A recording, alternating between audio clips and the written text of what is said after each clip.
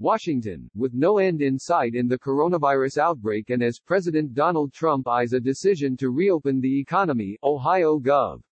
Mike DeWine said Monday that the U.S. won't be able to turn a switch and return to normalcy.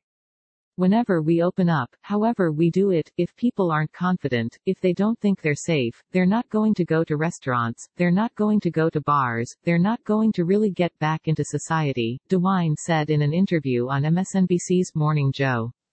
DeWine, a Republican who issued a stay-at-home order in Ohio on March 22, said that it could be very difficult to begin opening things up.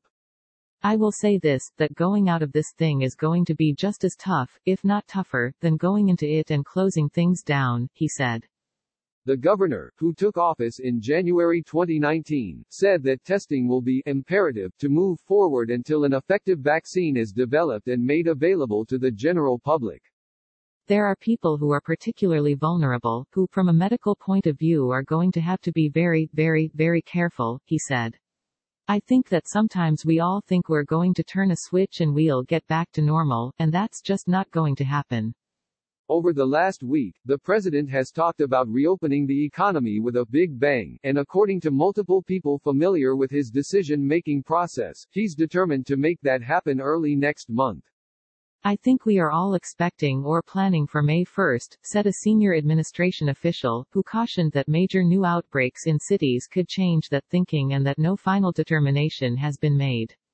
Experts including Dr. Anthony Fauci, the director of the National Institute of Allergy and Infectious Diseases, have said the virus will determine the timeline to reopen the country. Dr. Robert Redfield, the director of the Centers for Disease Control and Prevention, also suggested Monday on NBC's Today Show that any decision must be based on facts. There's no doubt that we have to reopen correctly, he said. It's going to be a step-by-step, gradual process.